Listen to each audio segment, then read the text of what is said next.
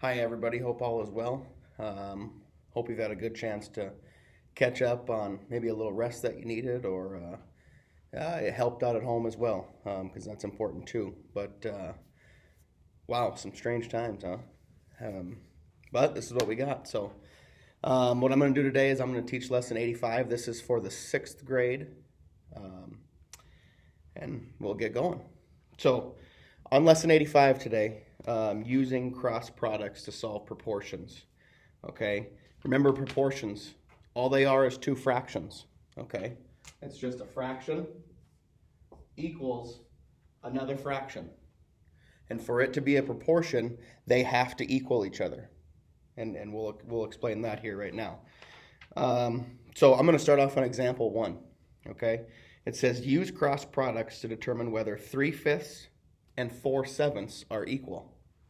Okay, so again, it's two fractions that are equal to each other. So I'm going to write 3/5 and 4/7.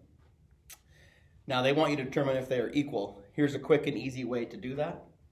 You take the top number, you multiply those two, the ones that are diagonally from each other. So you're going to multiply the 4 and the 5. In this case, you're going to get 20, and that's the score over on that side. And then you are going to multiply the 3 and the 7, and you get 21, okay? And what these numbers tell you is they tell you that 3/5 is bigger than 4/7, okay? So which number is bigger? 3/5 is, okay? Leave that so you can see it. So that's step 1. Okay, example 2. It says, do these two ratios form a proportion? Okay, again, remember, a proportion is two fractions that equal each other. So we need to determine if these two fractions equal each other, which we have 8/12 and 12/18. So again, we're going to make two fractions. And I believe I said 8/12 and 12/18. Yep. So I'm going to put 8/12 and 12/18. Okay, and we're going to do the same thing. We're going to take the ones across from each other and see what we get. 12 times 12. I think a lot of us know that one. That's 144. Okay, and then 18 times 8. These markers are really good. 18 times 8, obviously 8 times 8 is 64. Carry that. 8 times 1 is 1, or 8 times 1 is 8, plus 6 is 14.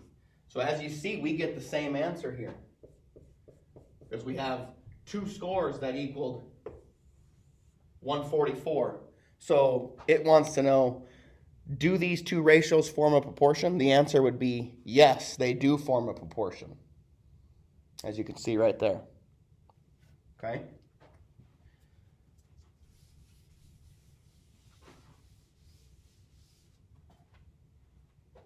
Okay? Example 3. Use cross products to complete this proportion. And the proportion says 6/9 is equal to 10/m. So again, I'm going to write that out.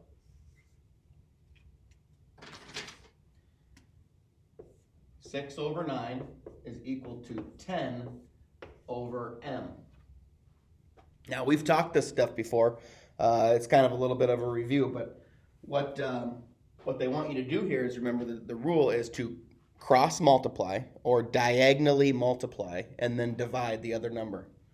Okay, so we can't take 6 times m.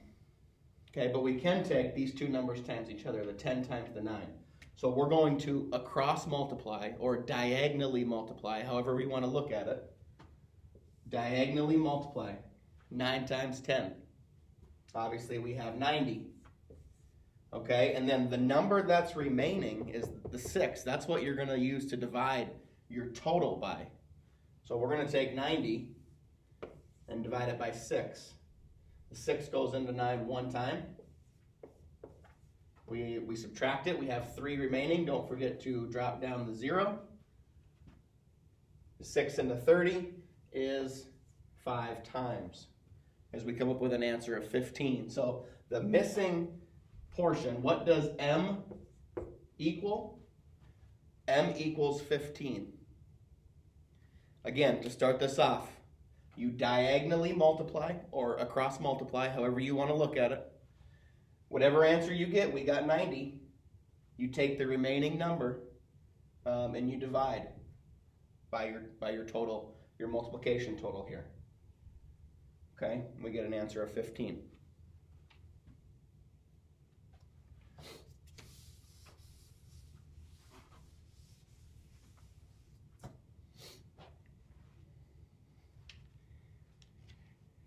Okay, and then example 4, the last one in this lesson here today, it says use cross products. Again, cross products are it's just a proportion, okay, to find the unknown term in this proportion. And then instead of giving the term to you in numbers, it gives it to you in words. So however you read it, the first number you read, make sure you write that one first. For example, it says 15 is to 21. So I'm going to write 15 is to 21. I make my first fraction. Okay, and remember, a proportion is two fractions equal to each other. So I'm automatically going to put an equal sign in another fraction. And now let's go finish the rest of the problem and read it. 15 is to 21. I wrote that one up there. As what number is to 70? So the next thing that was said is what number. So that's going to go on top here. What number? That's just signifying we don't know what it is yet. Okay, and then the last thing they said was 70. So that's going to go on the bottom. And again, how do you figure this out? The same thing we did last time. We diagonally multiplied, and then we divided by the remaining number. So I'm going to take 70 times 15. 70 times 15. 5 times 0 and 5 times 7 is 35. Don't forget we're going to the next number, so we need to skip a number and say 1 times 0 is 0, 1 times 7 is 7, and then add those up for a total of 1,050. Now remember, that is not our answer. The only thing we did was we diagonally multiplied. Okay, now don't forget we have to divide our total by 21. So we will go ahead and do that. Okay, so you start by asking again, how many 21s can go into 10? Obviously the answer is 0, we can't do that. But we can have 21s into 105, and that answer is 5. If we don't know that, we quick do the math. 21 times 5. 5 times 1 is 5, and 5 times 2 is 10 for an answer of 105. So this goes in 5 times. Make sure you place it over that last digit that you used.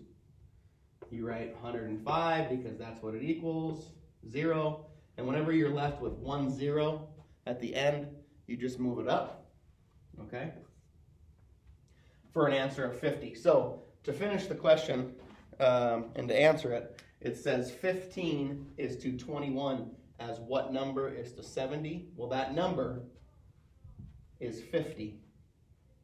Missing number. What number equals 50?